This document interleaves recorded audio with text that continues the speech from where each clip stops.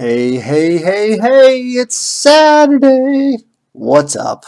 There's some hockey to be played. There's like morning hockey. It's a morning skate, as they say. Where I sometimes will play pickup at the Kettler Capitals Iceplex, which is where the Washington Capitals practice.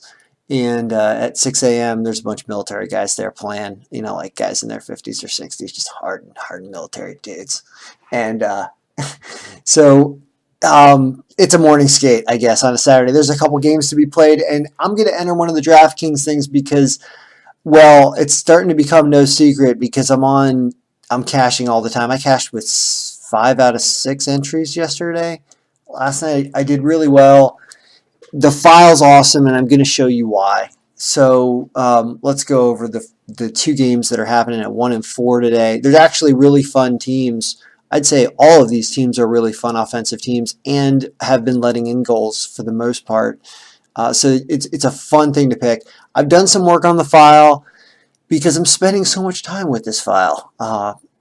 For me to do a video every day on something and keep it up for a while is really not normal. So a lot going on in this file, and I color-coded the guys' names so that when we look at them in a big old list and saying who's on top as a center, who's on top as a winger, who's on top overall, we can start to see connections between teams because the colors are going to be the same to our eyes. So it's a little more helpful, and it's also more fun. I just noticed that I kept highlighting a lot of things, and I really didn't want to do that anymore.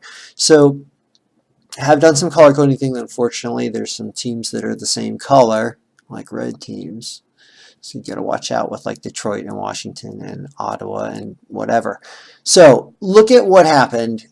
You'll see some of yesterday's scores, which I'll go over at the end. But look at the insanity that is Philadelphia, and specifically Giroux and Voracek lately.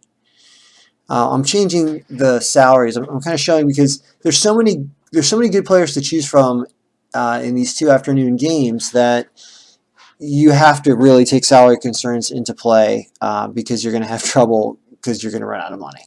So I want to make the salary numbers easier to see, and I showed you how to do that with conditional formatting if you slow that down and change the way it looks. Now, Giroux is expensive, but apparently worth it if Dallas is going to give up the kind of goals that they might. And Dallas is probably the best defensive team out of the four, so that's the only reservation I have. However, I mean, you've got Giroux and Voracek, you've got a power play.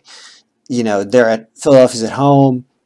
They're the team that is scoring the most when we went over the team analysis at the beginning. So they are, you want to grab them, you think, right? Now, I am become partial to Ottawa. I don't know why. I'm not one of those like crazy Trump defectors who's going to move to Canada or something. No, I don't give a shit. But I'm loving the capital of Canada because Brassard, Hoffman, and Stone, and Turris now, and Carlson, especially Hoffman and Stone. Hoffman and Stone remind me of the South Park combination of Matt Stone and Trey Parker, right? I love South Park, and I love that line because Hoffman and Stone is out of control, and Hoffman's sick. Even when Hoffman doesn't put up a 10.9, he still like hits the post on a breakaway. Like he's out of control. So I love picking them up, and they're playing LA, and LA's given up a lot of goals lately. Even though that game is in LA, it's an afternoon. We're on East Coast time. I don't know what time of day it is over there. It's real early. Well, I guess it'll be 1 o'clock over there. You gotta have that. You gotta have that action. So I'm definitely taking them. Simmons has been so dangerous that you want to grab him on Philly too. But then you're like, well, what do I do? Do I grab Jamie Benn? Does Dallas continue to have? I for some reason I am not a huge fan of Dallas, and I don't know why. I don't like I like Patrick Sharp, and he's hurt, so it makes it even more of a reason for me not to want to touch anybody on the team. I think they have let me down in the past. You know what it is? You can see that they're like weird. Jamie Benn will have an 8.9 and then a 0.5. And I mean, that happens to a lot of people, but I don't like rooting for Dallas. So it makes me want to grab like Raffle. Look at the value of Raffle lately. Just up on the fourth line, just sensing the essence of Voracek and Giroux and just being a part of that. Provorov on defense because he can just blow up for a couple goals from the point on the power play. They're so dangerous. They're really dangerous on the power play and on in overtime. They get that overtime situation 3-on-3, and they steal the puck and just blast it him. I don't know if Del Zotto's playing him. I got screwed and took him yesterday, or 2 days ago. I took him 2 days ago and he wasn't playing. That hurt me. I'm still cashing even with people that aren't playing sometimes. It's insane. My picks have been incredible. I've had 40-point nights, over 30-point nights. And it's because the file's really helping me pick the people like Dion Phaneuf there. Phaneuf! Another reason to grab someone on Ottawa. Why? Because he's on the power play and he's a defenseman and he plays up in front of the net on the power play. So it's a unique situation where you've got a guy who could generate points from the defensive position in a weird kind of way. I mean, you have Brent Burns, who is just a bearded beast throwing the puck at the net. He is like a lumberjack throwing his axe at the net every single time he gets the opportunity to. He is the funnest player to watch if you're a fantasy. Like, he's worth it. I don't care if they charge you $49,000 in the DraftKings fantasy to purchase Brent Burns. I'd consider paying it sometimes because I just look at him like the dude is going to get points. All he does is throw pucks at the net, and he looks like he built the Can-Am Highway with his hands, and he chopped down the trees to do it. So good for him, and I would continue to pick him up on defense. But if he's not playing today, and Dion Phaneuf's going to be in front of the net also hacking away. So lot to choose from. But the point is if you pick up these people, you can be certain that some of them are going to do something, and your entry is not going to be left out in the wind with like 4 points after 200, 300 minutes gone, which I still have happen occasionally. I had a lineup the other day with like Lion and Kucherov and a bunch of people who you would think are stars, and the entry ended with 10 points into the night because Ben Bishop gave up like 6 goals or something. Yeah, things happen. But still, I guess, so I'm going through yesterday now on the video and what won. And I'll tell you why 5 of my 6 entries cashed. Well, I picked up Tarasenko twice. I didn't pick up Fabry, which was predictable. He had a real good game the game before. I didn't grab him. I don't know why. I chose other people on St. Louis, I guess. I chose was it Zuckers on Minnesota? I chose Schwartz on St. Louis, who also got some points, but clearly he did not crack the top here. It's interesting what you pick. Like, who do you marry together when you make a winning entry? And I guess it was Fabry with Tarasenko if you grab St. Louis, because you got the top 2 scoring pointed people on the night.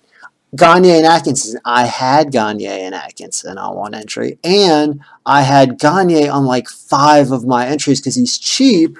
Yeah, that's why I put times 5 there. Brent Burns, he's expensive, but he's a lumberjack, so I grabbed him. Seth Jones didn't take. I didn't grab any caps. I didn't grab Larkin because he's on the 4th line, but that power play, he does still throw pucks at the net. You got to watch out for that. And they throw him out in overtime, I think. He's still a kid, though. The Caps did better than I thought on the road. Kessler, I grabbed all over the place because he's been so hot, and he did predictably throw up 5. Zucker was the one that has been playing hot. I grabbed him. That's also good. And then I didn't touch any of this. I didn't touch any of Edmonton because I grabbed Vanek. Vanek actually scored a goal that they fucking disallowed. Sorry about cursing there. But I'm pissed because he scored a goal that was really close and he was basically almost onside. Ugh, I don't know. He was sick, so that would have been another 3.5 points. Anyway. Those are the people I chose, and I'm highlighting them because I want to be like, well, why did I do so well yesterday? And it was because I put Gagne everywhere, which a lot of people did. Gagne was 15% owned in the tournament that I was playing. But he also threw in an empty net goal from, he threw a clearing out of the, with 5 seconds left out of the zone that was not going toward the net and rolled up on its edge and rolled into the empty net with 2 seconds left. It is like manna from heaven when you are playing fantasy sports and that happens. Same Gagne. Yeah, that was pretty freaking awesome.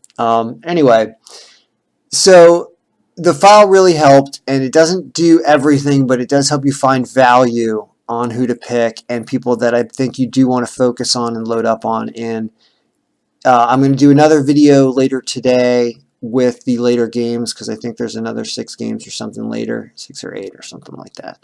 And there's a big tournament tonight on DraftKings that's got like 15K for first. So I'm going to throw a few entries in that and see if I can have some more luck. So Ken's Talk is going to be out for now, and we'll see you later.